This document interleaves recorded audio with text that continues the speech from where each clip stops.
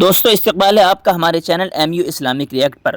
دوستو آج کی بات سیدھی دل پر لگنے والی ہے، خود کو تیار کر لیجئے کیونکہ یہ الفاظ سوچ بدل سکتے ہیں۔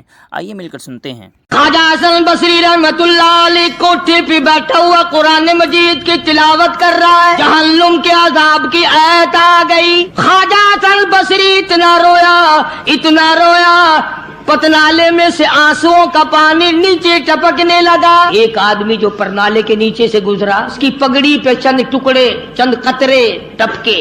اس نے کہا کون ہے؟ شرم نہیں آتی؟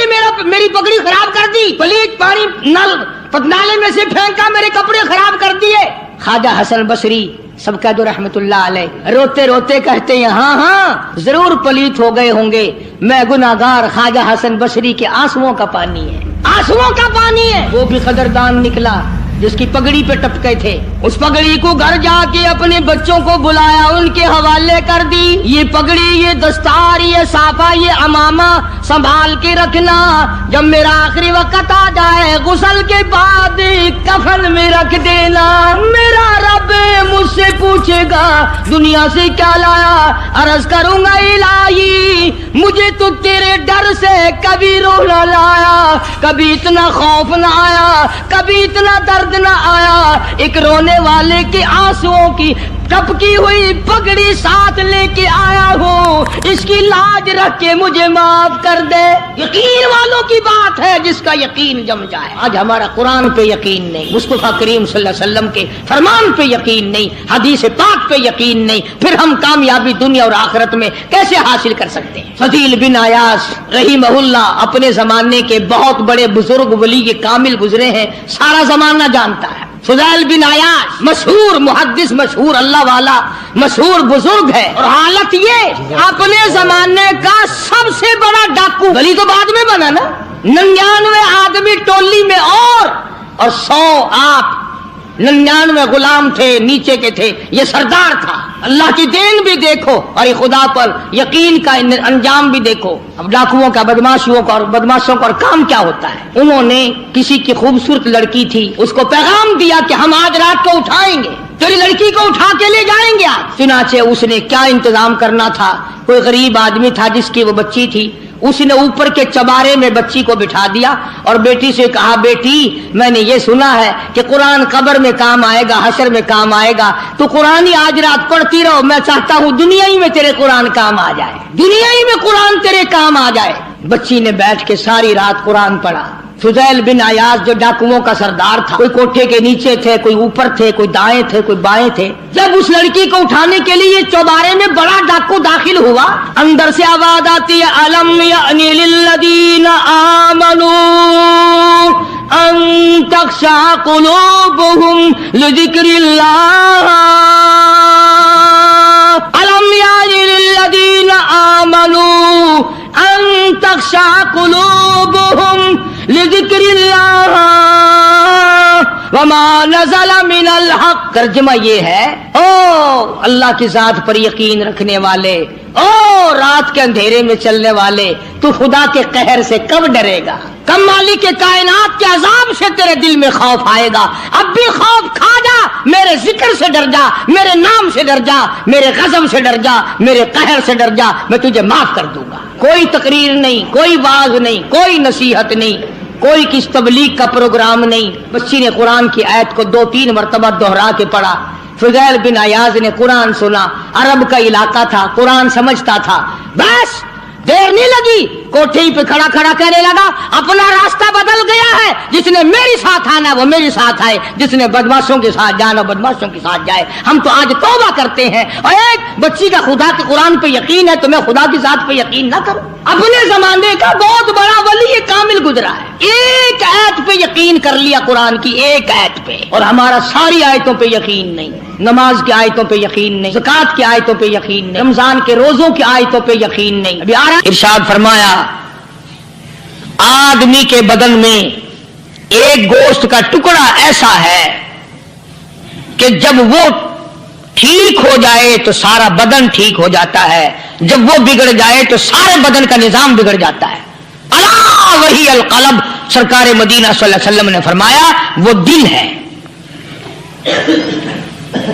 दिल आदमी का संवर जाए तो सारा कुछ संवर गया, दिल बिगड़ गया तो सब कुछ बिगड़ गया। रियाकारी दिल से पैदा होती है, तकब्बुर देखने में नहीं आता, दिल में पैदा होता है। फखर दिल में पैदा होता है, उजब और खुदबीनी दिल में पैदा होती है। तो आका मदनी सल्लल्लाहु अलैहि वसल्लम ने फरमाया कि आदमी का दिल जो है वो सफेद होता है, बिल्कुल सफेद होता है। जब बंदा गुनाह करता है तो एक छोटा सा स्याह काला नुक्ता उसके दिल पे लग जाता है, फिर दूसरा गुनाह करता है, फिर दूसरा नुक्ता लग जाता है, फिर तीसरा गुनाह करता है, फिर तीसरा नुक्ता दिल पे लग जाता है, हत्ता कि उसका दिल सारा काला हो जाता है। और जब सारा दिल काला हो जाता है तो उसके दिल के अंदर फिर हक समझने की गुंजाइश नहीं रहती। फिर वो इतना बिगड़ता है, इतना बिगड़ता है कि खिलाफे शरा काम को वो इबादत कहता है, फिर वो ढोल धमाके को इबादत कहता है, फिर वो चिमटा खड़काने को इबादत कहता है, फिर वो नशा करने को इबादत कहता है, फिर वो नमाज ना पढ़ने को इबादत कहता है, फिर वो कुरान के करीब ना आने को इबादत कहता है। हालांकि बुजुर्गों का ये तरीक़ेकार नहीं, बल्कि नफ़हतुल यमन एक अरबी कोर्स की किताब है, दर्स में पढ़ाई जाती है अरबी मदरसों में। हमने जब सबक पढ़ते थे तो एक वाक़या पढ़ा था कि किसी पहाड़ की गार में एक अल्लाह वाला रहता था और अल्लाह अल्लाह करता था हर वक्त। अल्लाह की तरफ से खाना आ जाता था और वो खा लिया करता था। तो खुदा इम्तिहान भी करता है, आजमाइश भी करता है। दुआ किया करो अल्लाह हमारी आजमाइश ना फरमाए, हम लोग आजमाइश के काबिल कहां हैं। तो अल्लाह पाक ने जब उस अल्लाह वाले की आजमाइश फरमाई तो 3 दिन तक खाना ना आया, 3 रोज तक खाना नहीं आया।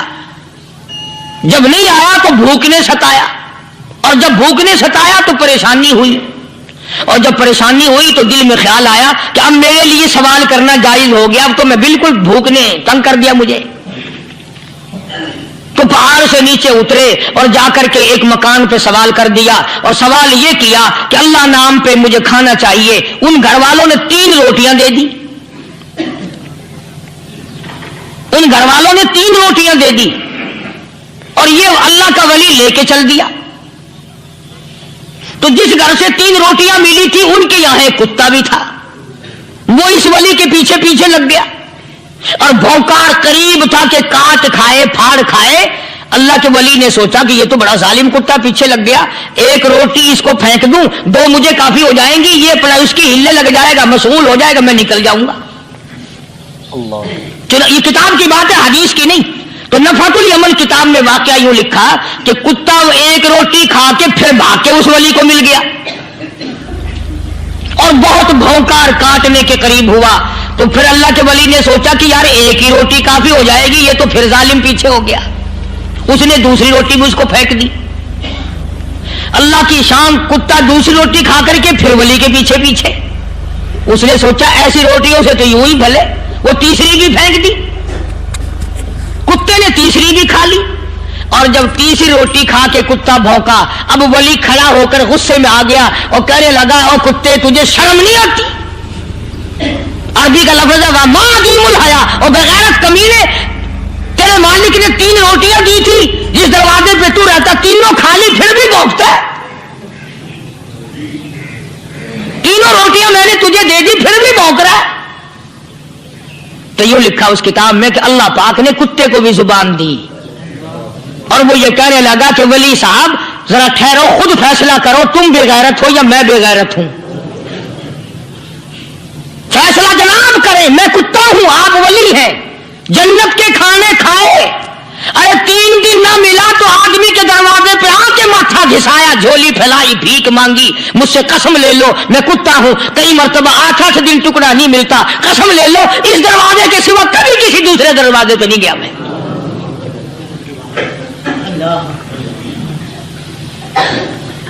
तजर्बा कर लो, 3 दिन कुत्ते को टुकड़ा डालो, चौथे दिन दुम हिलाकर तुम्हारे पांव में लिटेगा। सारी उम्र गुजर गई उस मालिक का दिया हुआ खाते हुए पीते हुए, आज भी तुझे उस मालिक का दरवाजा समझ नहीं आया। पानी वो पिलाता, वल्लदी हुआ युतइमुनी व यस्कीन व इज़ा मरिज़तु फहुव यशफीन।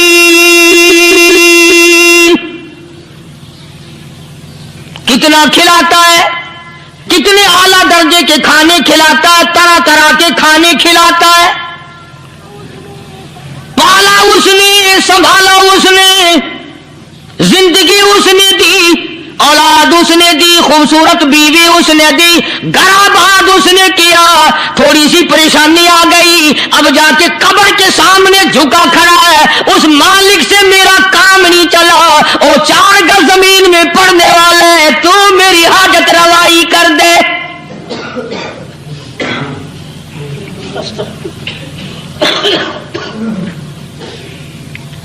कौन से वली ने ये तालीम दी, कौन से वली ने ये तरगीब दी?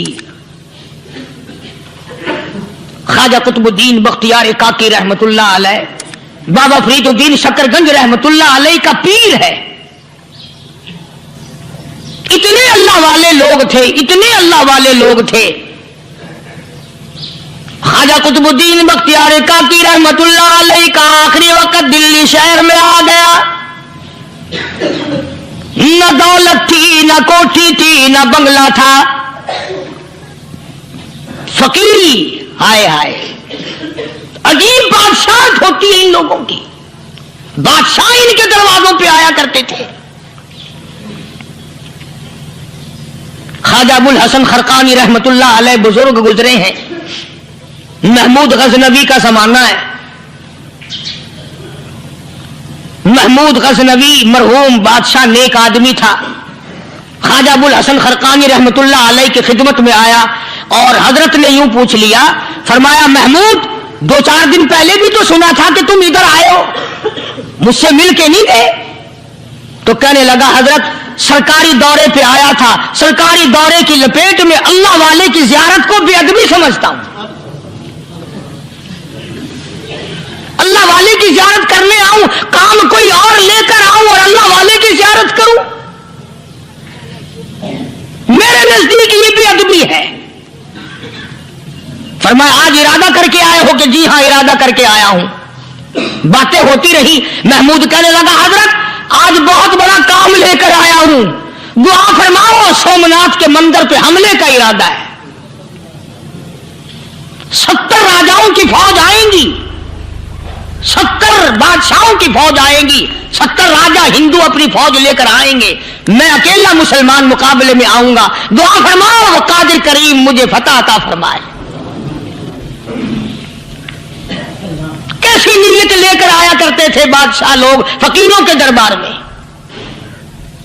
आज तो अगर किसी वली के पास भी जाओगे, मैंने मौलाना उबैदुल्लाह अनवर मद्दसिल्लू से पिछले दिनों अर्ज कर दिया, मैंने कहा हजरत आप अपने घर में ही रहते हैं, बाहर नहीं निकलते, कई कई दिन लोगों को नेकी मिलेगी, ज़ियारत होगी। तो फरमाने लगे कारी साहब आपको क्या पता है, बस इसी काम के लिए लोग आते हैं, हमारी ईंट पर दो, हमने मकान बनाना है, हमें दुकान का तावीज दे दो, हमारे पीछे दुश्मन लग गया, हमारा मुकदमा हो गया, और यूं तो कहने कोई भी नहीं आता, दुआ कर दो अल्लाह मेरी कब्र में भलाई फरमा दे।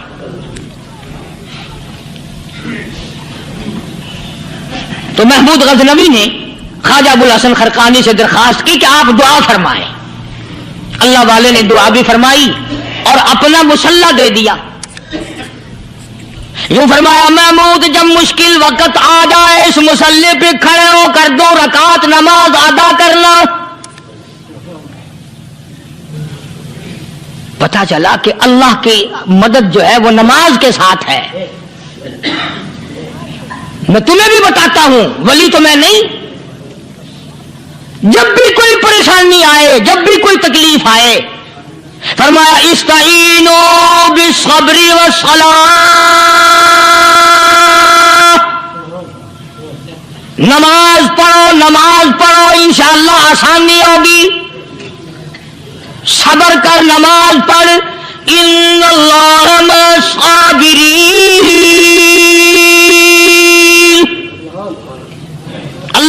सबर करने वालों का साथी है, सबर भी करता जा, नमाज भी अदा करता जा, जिससे तेरा बिगाड़ है यूं भी सोचता जा मेरी तरफ से कोई जुल्म ना हो जाए, मैं मारा जाऊंगा। छल्ला साथ लेकर चला गया और अपनी फौज को लेकर के सोमनाथ के मंदिर पे हमला कर दिया।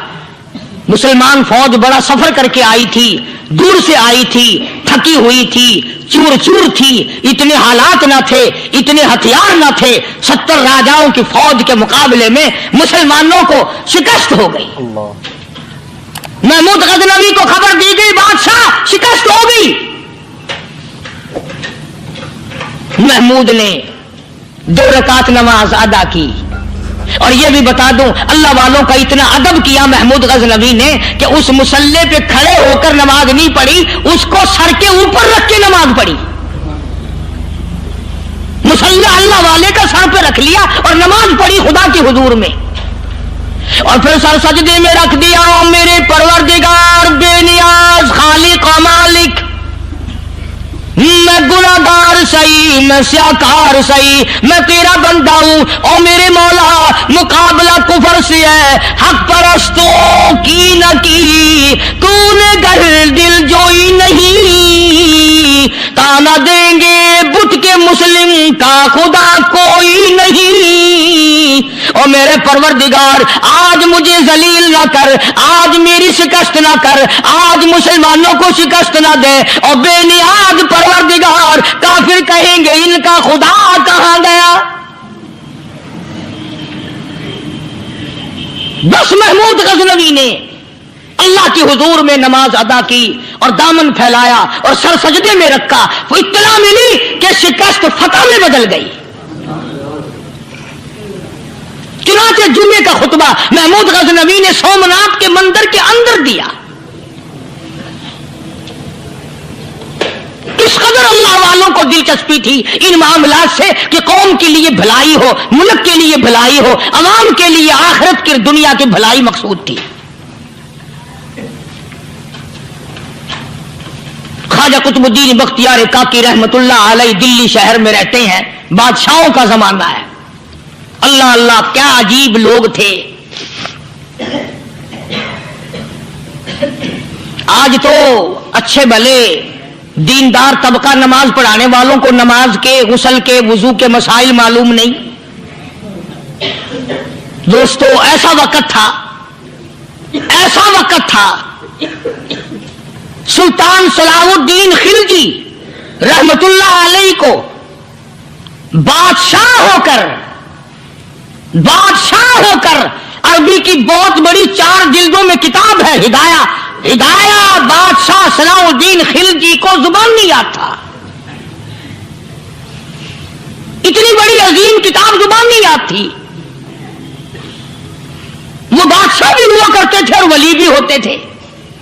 सुल्तान आलमगीर रहमतुल्लाह अलैह बहुत बड़ा बादशाह होकर, औरंगजेब है, आलमगीर है, इतना बड़ा अजीम बादशाह, मगर हुजूर करीम सल्लल्लाहु अलैहि वसल्लम की 5000 हदीसें पाक इस बादशाह को जुबान नहीं आती। और कुरान का हाफिज था, कुरान का कारी था, कुरान का आलिम था, कुरान का मुफस्सिर था, वली भी था, बादशाह भी था, अल्लाह वाला भी था। और इतना खौफ था दिल में, मैं तुम्हें क्या बताऊं। अल्लाह अकबर, बादशाह होकर के कपड़ा खरीदा, मजदूरी करके कपड़ा खरीदा बादशाह ने, और कपड़ा खरीद कर उसकी टोपियां अपने हाथों से सी। आलमगीर रहमतुल्लाह अलैह ने उसकी टोपियां अपने हाथों से सी और चांदनी चौक दिल्ली में खड़े होकर फरोख्त की, बेची। 6-7 रुपए जमा करके एक थैली में बंद करके ऊपर लिखा आलमगीर का कफन इन पैसों से खरीदा जाए। कभी हमने भी सोचा जो रिश्वत मारने वाला आदमी है, बताओ उसके लिए कफन कहां से अच्छे पैसे तलाश करके लाया जाएगा। रिश्वत का ही कफन मिलेगा ना। जो आदमी मिलावट करके पैसे कमाता है, फनकारी करके पैसा कमाता है, दगा और फरेब करके पैसे कमाता है, तो आज हमारा कफन भी सही नहीं, कफन भी दगा वाला, फरेब वाला, मिलावट वाला। بلکہ تم تو کہتے ہو کہ آج کل کھانے کے لیے خالص کچھ نہیں ملتا. میں کہتا ہوں میت کو غسل دینے کے لیے پانی خالص نہیں ملتا. یہ جو ہم موٹریں نل کے لگاتے ہیں یہ پیسے کون سے ہمارے خالص ہیں؟ جو صابن میت کو مل رہی ہیں کون سے پیسوں کا خریدا ہوا ہے؟ جو خوشبو میت کو لگ رہی ہے کون سے پیسوں کی خریدی ہوئی ہے؟ جو کفن پڑ رہا ہے وہ کیسے پیسوں کا کفن ہے؟ اور میں آگے بڑھ کر کے کہتا ہوں جو کندھوں پہ اٹھائے جا رہے ہیں وہ کون سے کتب ہیں، کون سے ابدال ہیں؟ جس نے میت کو غسل دیا ہے کبھی معلوم کیا کہ وہ کتنا بڑا نیک آدمی ہے؟ یہ تو ہمارے آخری وقت کا حال ہے اور اس طرف کسی کا دھیان نہیں، سوچ نہیں، وچار نہیں. قطعی طور پر اندھے ہو جاتے ہیں. او میاں ٹھیک ہے جو کچھ ہو رہا ہے. اچھا ایک بات عرض کروں، اللہ تبارک و تعالیٰ کے یہاں جب ہم جائیں گے، اگر اور سارے معاملات کو چھوڑ دو، اللہ پاک یہی پوچھ لے کہ میاں یہ کفن جو پہن کے آیا یہ کیسا ہے؟ یہ جو کفن پہن کے آیا یہ کیسا؟ ہم کیا جواب دیں گے؟ بادشاہ عالمگیر رحمت اللہ علیہ نے تھیلی پہ لکھ کر کے بند کر کے رکھ دیا، جب میرا انتقال ہو جائے، میری موت آ جائے، جب میں دنیا سے رخصت ہو جاؤں، جب میں دنیا سے چلا جاؤں، میرا آخری لباس جو میں نے ساتھ لے کے جانا ہے وہ شادی کے جوڑے دنیا تیار کرتی ہے، سفر کے جوڑے دنیا تیار کرتی ہے، غیر ملکوں میں جانے کے لباس دنیا تیار کرتی ہے، ادھر ادھر جانے کے لیے، تقریبوں میں جانے کے لیے جوڑے لباس پوشاک دنیا تیار کرتی ہے. اور میں کہتا ہوں لوگوں، قبر کی پوشاک ہم کب تیار کریں گے؟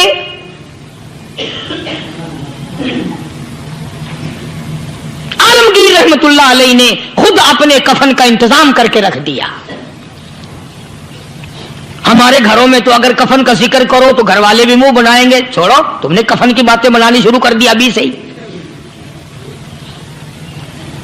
اور ایک اور عرض کروں، کفن بھی مقدر والوں کو ملتا، کئیوں کو ملتا ہی نہیں. کفن نہیں ملتا، قبر نہیں ملتی، نماز جنازہ نہیں ملتی، غسل نصیب نہیں ہوتا. مقدر اس ہوتے ہیں، نہ یہ دولت سے بات بنتی ہے اور نہ یہ اقتدار سے بات بنتی ہے اور نہ یہ سرمایہ سے بات بنتی ہے. یہ تو تقدیروں کے مسئلے ہیں جو مالک نے اپنے ہاتھ میں رکھا ہے. جناب رسول کریم سب کہہ دو صلی اللہ علیہ وسلم کے سگے چچا، اللہ غنی جنگ احد ہے، امام الانبیاء محبوب کبریا حضرت محمد مصطفیٰ صلی اللہ تعالی علیہ وسلم کو خبر دی گئی آپ کی حالت بھی زخمی ہے، آپ کا چہرہ انور زخمی ہو گیا، آپ کے چہرے میں خود جو سر پہ اوڑھ رکھا تھا اس کے ہلکے کڑیاں چہرے انور کے اندر چلی گئی، نکلتی نہیں، نکالنا چاہتے ہیں، نکلتی نہیں، نکالنے کی کوشش کرتے ہیں. ابو عبیدہ بن جراح رضی اللہ تعالیٰ عنہ نے دانتوں میں پکڑ کر وہ ہلکا زنجیر والا کھینچ لیا.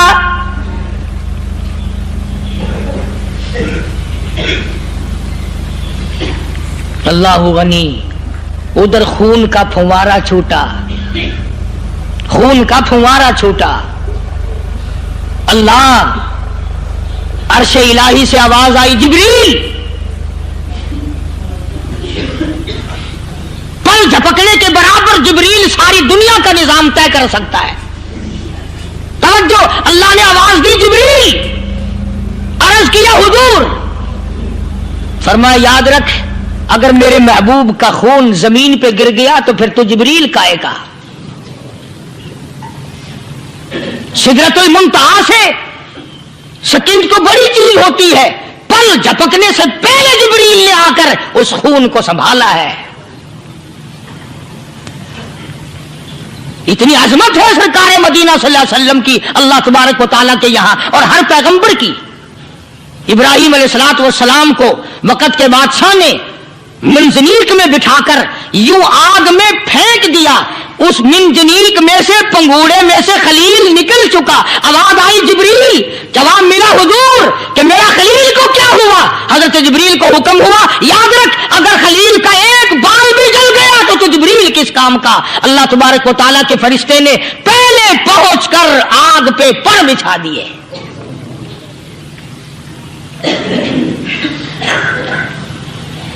یوسف علیہ السلام کو بھائیوں نے کنویں میں پھینکا، अब बताओ कुआं कोई 100-200 गज या 100-200 मील तो लंबा नहीं होता। मैं खालिक की बेनियाजी तुम्हें बता रहा हूं, और अपने पैगंबरों की किस तरह हिफाजत फरमाते हैं। सुभान अल्लाह। भाइयों ने कुएं में धक्का दिया, जिब्रील जी ये क्या हुआ? तो मेरा नबी आया। मेरे नबी के कुएं में जाने से पहले तख्त बिछा दे। जिब्रील ने पर बिछाकर तख्त बना दिया। वो तो यूं बचाता है, वो तो यूं संभालता है।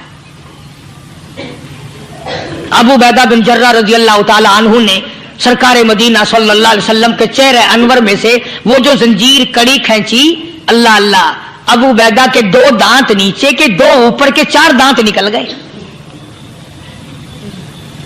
आज हमारे दांतों को कीड़े खा जाते हैं, खोखरें बन जाती हैं, निकल जाते हैं। अबू बैदा तू कितना खुश नसीब जवान है, तेरे 4 दांत तो निकल गए, पर हुजूर सल्लल्लाहु अलैहि वसल्लम की तकलीफ को तूने दूर किया। यानी आका की खिदमत करते हुए अबू बैदा के दांत निकल गए। उधर अपनी तकलीफ है, इधर पता चला काली कमली वाले सल्लल्लाहु ताला अलैहि वसल्लम तेरे चाचा का हाल ठीक नहीं। जनाब अमीर हमजा रज़ी अल्लाह ताला अन्हु को शहीद कर दिया गया, कपड़े भी उतार लिए गए।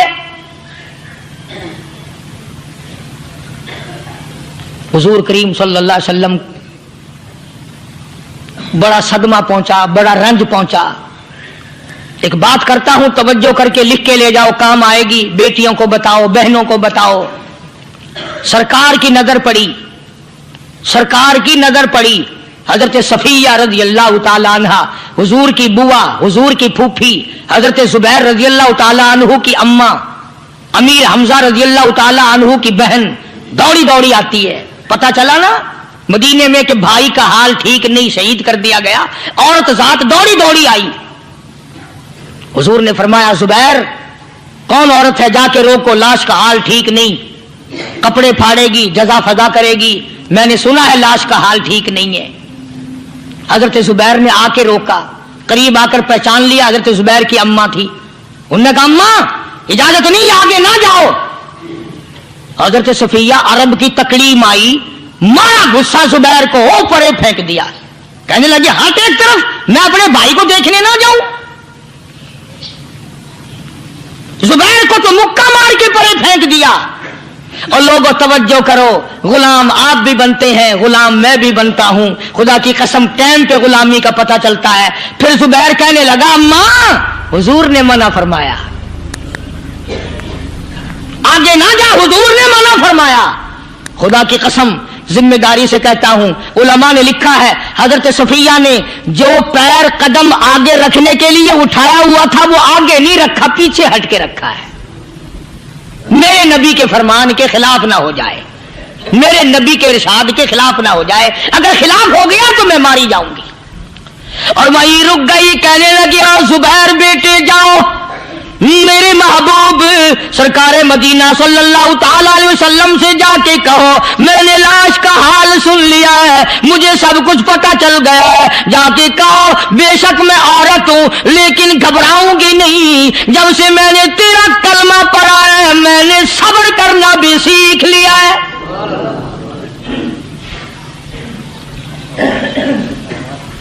मैं ज्यादा फदा न करूंगी, मैं कपड़े न फाड़ूंगी, मैं रोना धोना नहीं करूंगी। मदनी करीम सल्लल्लाहु अलैहि वसल्लम को हजरत जुबैर ने जाके बता दिया, मेरी अम्मा यूं कहती है, फरमाया फिर बेशक इजाजत है जाए।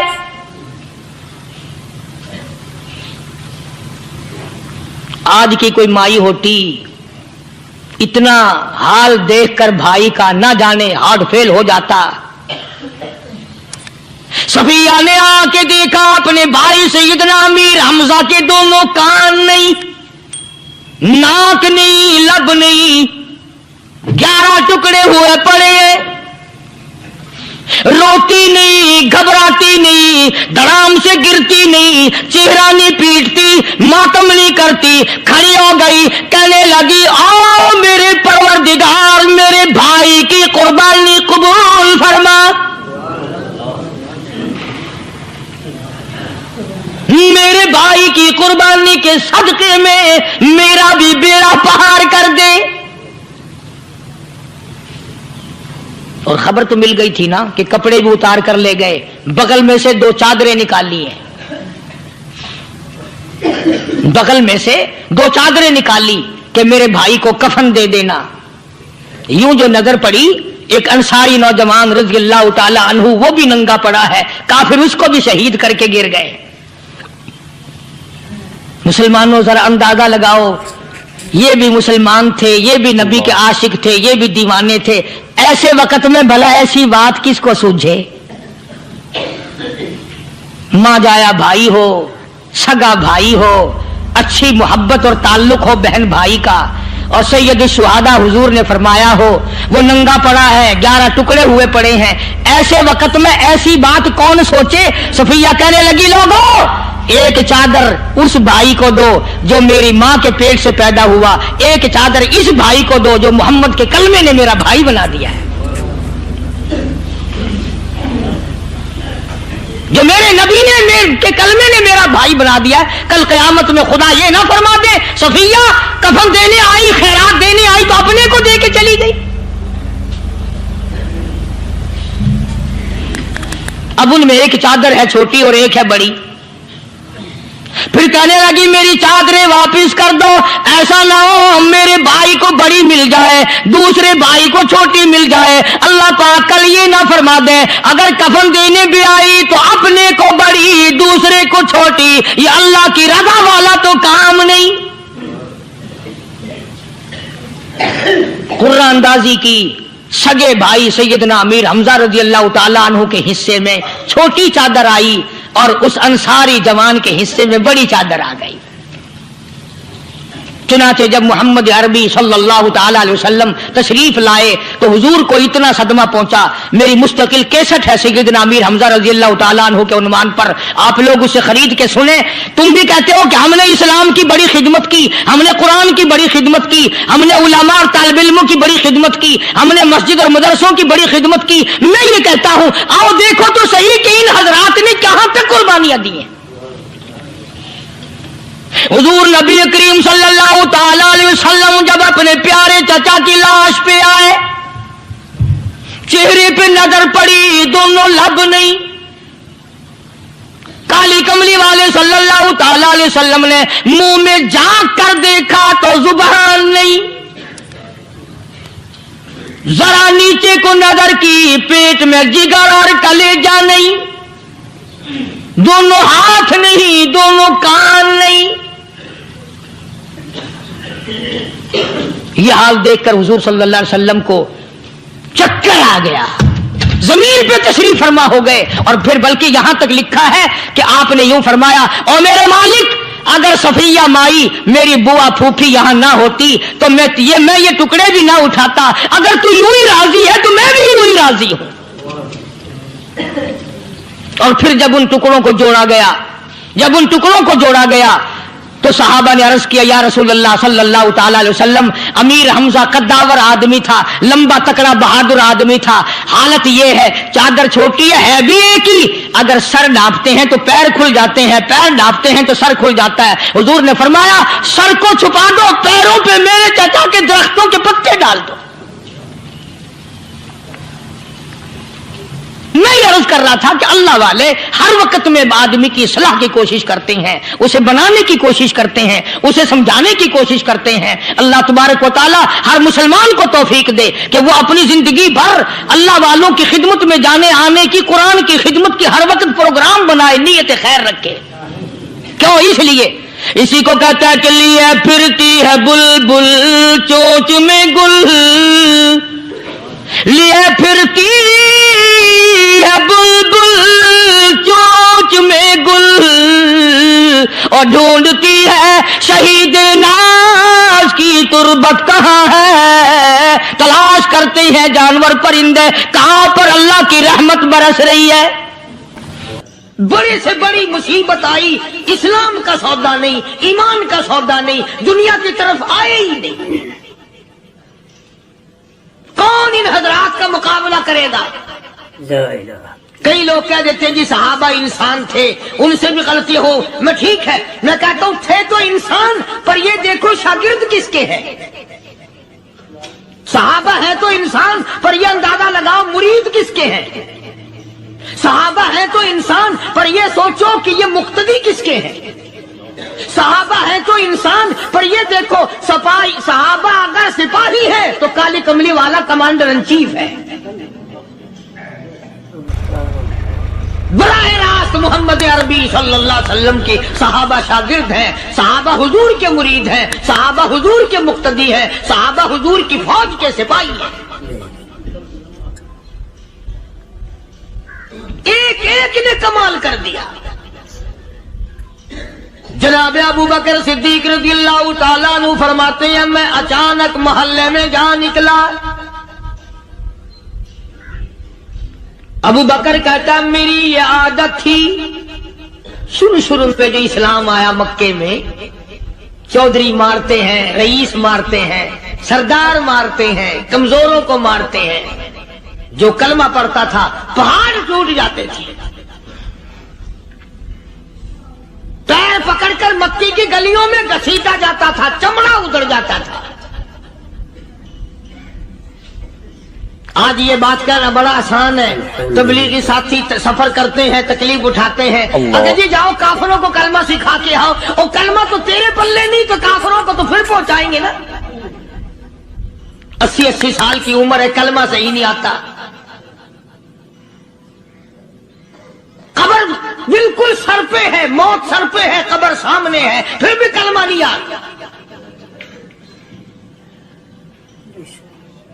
اور میں تو کئی مرتبہ کہا کرتا ہوں کہ یہ بھی فکر کیا کرو کہ اس نبی کی ذات پر تم درود پاک پڑھتے ہو صلی اللہ علیہ وسلم، جس کی ذات پہ خود خدا درود بھیجتا ہے، فرشتے بھیجتے ہیں، ہزاروں بار مجھ کو عنبر سے منہ دھو کر کے اگر درود پڑھو تو ڈرنا چاہیے بے ادبی نہ ہو جائے، تو غلط ہو درود پڑھتا ہے نبی کی ذات پہ۔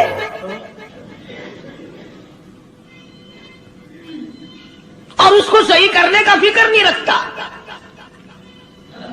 چنانچہ ابو بکر صدیق رضی اللہ تعالیٰ عنہ چکر لگاتے لگاتے ایک محلے میں جا نکلے، وہاں جا کے دیکھا ایک نوجوان ہے، غریب صحابی، نادار صحابی، مفلس صحابی، کافر کا غلام ہے، کالی کملی والے صلی اللہ علیہ وسلم کا کلمہ پڑھتا ہے، کافروں نے پکڑ کر گرم گرم ریت پہ اوندا کر کے لٹایا ہوا ہے، اور کئی کافر اس صحابی کی کمر پہ چڑھ کر لتاڑ رہے ہیں، اس کی کمر پہ چڑھے ہوئے ہیں۔ جناب ابو بکر صدیق رضی اللہ تعالیٰ عنہ فرماتے ہیں میں نے دور سے دیکھا، میں سمجھ گیا کوئی غریب آدمی ہے، جب میں قریب گیا فرماتے ہیں میری آنکھ نے دیکھا ابو بقیہ صحابی، میں نے پہچان لیا، کئی آدمیوں کے لتاڑنے کی وجہ سے، کئی آدمیوں کی کمر پہ چڑھ جانے کی وجہ سے ابو بکر کہتا ہے اتنی لمبی ابو بقیہ کی زبان باہر نکل آئی، منہ سے زبان باہر لٹکی ہوئی ہے، مار رہے ہیں کافر۔ جناب ابو بکر صدیق رضی اللہ تعالیٰ عنہ نے فرما دیا نہ مارو، اللہ کا بندہ ہے۔ وہ کہنے لگے بندہ تو اللہ کا ہوگا، غلام ہمارا، اور کلمہ اس نبی کا پڑھتا ہے، ہمارا غلام ہو کر کلمہ پڑھتا ہے، کیوں؟ جب تک جان سے نہ مر جائے گا ہم چھوڑیں گے نہیں، ہم اسے ختم کر کے دم لیں گے۔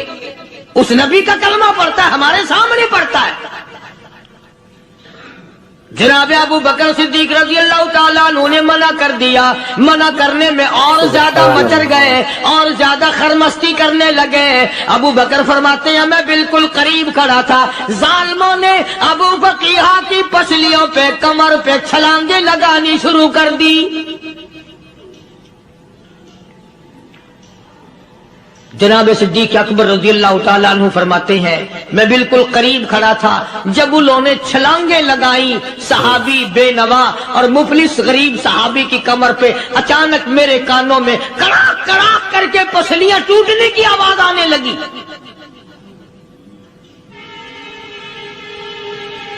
میرے سے برداشت نہ ہوا، میں برداشت نہ کر سکا۔ جناب ابو بکر رضی اللہ تعالیٰ عنہ فرماتے ہیں میں نے کہا ظالموں سودا کر لو، میں خرید لوں گا۔ انہوں نے جو منہ مانگے دام مانگے، جناب ابو بکر صدیق رضی اللہ تعالیٰ عنہ نے وہ دام دے دیے، پیسے دے دیے. ہاں غریب کی ہمدردی کی، مظلوم کی ہمدردی کی. آج ہمارے پاس جو پیسہ ہے وہ کنجری پہ خرچ ہو سکتا ہے، بدماشی پہ خرچ ہو سکتا ہے، ٹیپ ٹلو اور فیشن پہ خرچ ہو سکتا ہے، اللہ کے دین پہ خرچ کرنے کی ہمیں توفیق نہیں ہوتی. سارے سال کی کمائی کا حساب لگائیں کہ ہم نے کتنا اپنے بیوی بچوں پہ خرچ کیا، کتنا اللہ اور اس کے رسول اور اللہ کے قرآن پہ خرچ کیا. 100-2% بھی نہیں بنتا. جناب ابو بکر رضی اللہ تعالیٰ عنہ نے ابو فقیہ رضی اللہ تعالیٰ عنہ کو خرید لیا، کافروں کے نیچے سے نکال لیا، کپڑے جھاڑے، زخموں پہ مرہم پٹی کی. ابو بکر دوڑے دوڑے پانی کا پیالہ لے آئے اور فرمانے لگے، ابو فقیہ تجھے بڑی مار پڑی ہے، بڑی تکلیف پہنچی ہے، میں نے تیری زبان باہر لٹکی ہوئی دیکھی، نکلی ہوئی دیکھی، خشکی آ گئی ہوگی، زبان پہ کانٹے جم گئے ہوں گے، تھوڑا سا پانی پی لے. ابو فقیہ کہتا، ابو بکر تیرے احسان کا بدلہ خدا دے گا، تیری مہربانیوں کا بدلہ خدا دے گا. میں نہیں دے سکتا، تو نے پیسے خرچ کر کے مجھے آزاد کرایا، میں تجھے دعا دے سکتا ہوں. میں غریب ہوں، میں نادار ہوں، میں مفلس ہوں، میں مسکین ہوں، اور ابو بکر تنگ نہ کر، میں پانی پی نہیں سکتا. کیا بات ہے، کیوں پانی نہیں پی سکتا؟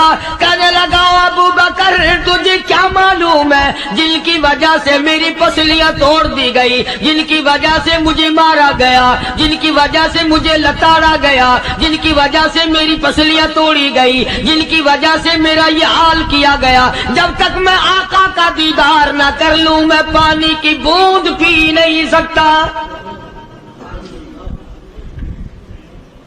مجھے پہلے شربت دیدار پینا ہے. میں نے سرکار مدینہ صلی اللہ علیہ وسلم کی زیارت پہلے کروں گا، پانی بعد میں پیوں گا.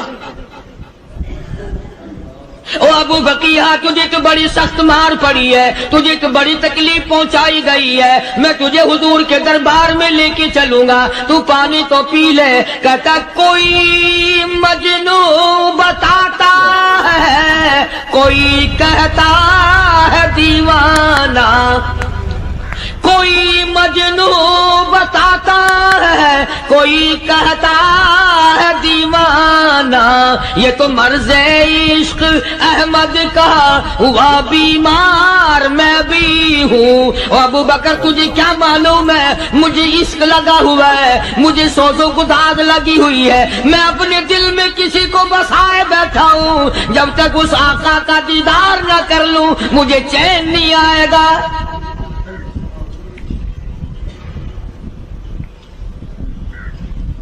ہمیں عورتوں سے محبت ہے، ہمیں اولاد سے محبت ہے، ہمیں کوٹھی بنگلے سے پیار ہے، ہمیں روپے سے پیار ہے، ہمیں بڑی جاہ و حشم سے پیار ہے، اور خدا اور اس کے رسول سے پیار کرنے والے لوگ مدینے کے قبرستان میں سو گئے.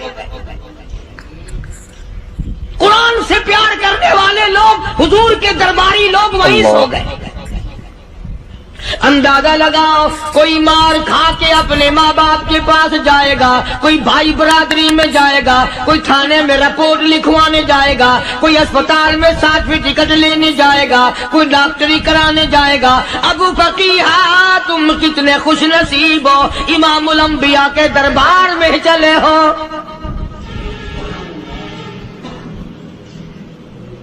حضور اکرم سب کہہ دو صلی اللہ علیہ وسلم کے دربار میں ابو فقیہ کو لایا جا رہا ہے. علماء نے لکھا ہے کہ جب ابو فقیہ حضرت کے دربار میں پہنچے تو خبر تو پہلے تھی نہ کہ بڑی مار پڑی ہے، رحمت کائنات نے اٹھ کر سینے سے لگا لیا. تشریف فرما ہوئے، فرمایا، ابو فقیہ جی حضور، میں نے سنا ہے تو نے پانی نہیں پیا، اتنی مار پڑی، تیری پسلیاں توڑ دی گئی، تیری کمر پہ چھلانگیں لگائی گئی، تجھے گرم گرم لیپ پہ لٹایا گیا، تیری زبان باہر نکل آئی، اور میں نے سنا ہے تو نے پانی نہیں پیا. کہتا ہے آقا ہاں نہیں پیا. فرمایا کیوں نہیں پیا؟ کہتا ہے آقا میں اس وقت پانی پیتا میرے منہ میں صرف پانی جاتا, اب پیوں گا ہاتھ تیرا ہوگا منہ میرا ہوگا, پانی میرے منہ میں جائے گا, مجھے حوض کوثر کا مزہ یہی آ جائے گا,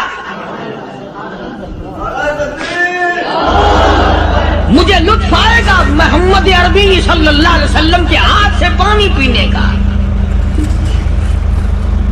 علماء نے لکھا ہے کہ حضرت نے جب اپنے رحمت والے ہاتھ سے وہ انگلی چاند کو اشارہ کیا, جگر پھنس کر ٹکڑے ہو گئے.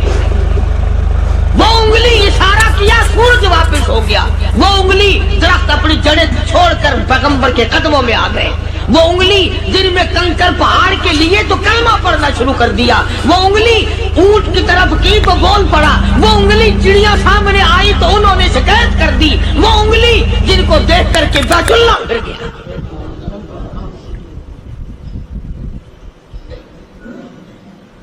مدنی کریم صلی اللہ علیہ وسلم نے یوں پانی کا پیالہ اٹھایا. ابو فقیہ نے پیالہ پکڑنے کے لیے یوں آگے کو ہاتھ کیا. فرمایا اب وہی بات ہوگی, ہاتھ میرا ہوگا منہ تیرا ہوگا, میں اپنے ہاتھ سے پلاؤں گا. ابو فقیہ کو پانی پلا دیا اور پانی پلانے کے بعد پوچھا اب تیرا کیا حال ہے؟ اب حال کیا ہے؟ کہتا ہے آقا تیرے چہرے پہ فدا شمس و قمر, تیرے چہرے پہ فدا شمس و قمر, تیری زلفوں پہ تصدق شام و سحر, تیرے چہرے پہ فدا شمس و قمر, تیری زلفوں پہ تصدق شام و سحر, رخسار پہ ٹھہرے کس کی نظر, تیری بانکے ادا کا کیا کہنا, اور کالی کملی والے تیری زیارت ہوئی سارے دکھ بھول گیا.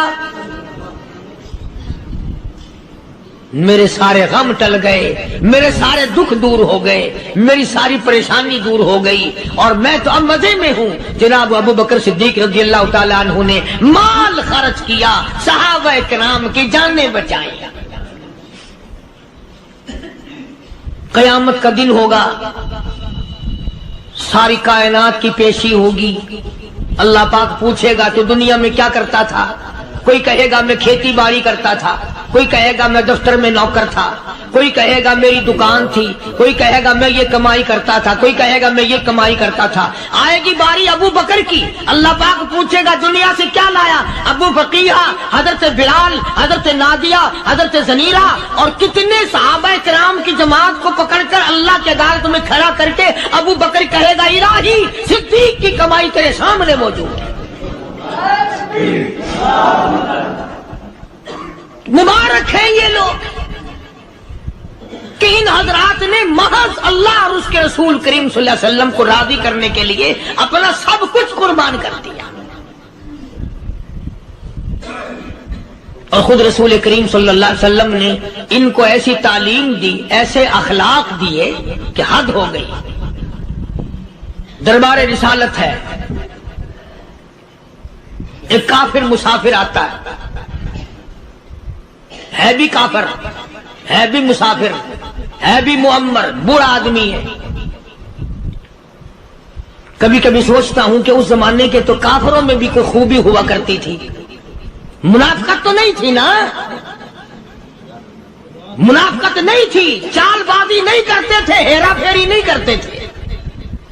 وہ بوڑھا مسافر کافر سرکار دو عالم صلی اللہ علیہ وسلم کے دربار میں آیا, آ کے کہنے لگا نبی اللہ میں بوڑھا ہوں, مسافر ہوں بھی تیرا اور تیرے خدا کا منکر, پر میں سوال کرتا ہوں کوئی سواری دو, میرا گھر بڑا دور ہے, میں اس پر سوار ہو کر اپنے گھر پہنچ جاؤں. حالانکہ مسلمانوں کے پاس سواریاں کہاں تھی, خود تنگی میں تھے, وطن چھوڑ کے آئے, قربانیاں دے کے آئے, پتے چباتے ہوئے آئے, پانی پورا رج کے پینے کے لیے پانی نہیں ملتا. اور حضور کریم صلی اللہ علیہ وسلم کو پتا تھا کہ یہ سوال کرنے والا ہمارے عقیدے کا نہیں. رحمت کائنات کا دریائے کرم جوش میں آیا، صحابہ کرام کی طرف خطاب کر کے فرمایا کون ہے جو آج میں محمد الرسول اللہ صلی اللہ علیہ وسلم کو سواری دے؟ کون ہے جو آج مجھے سواری دے؟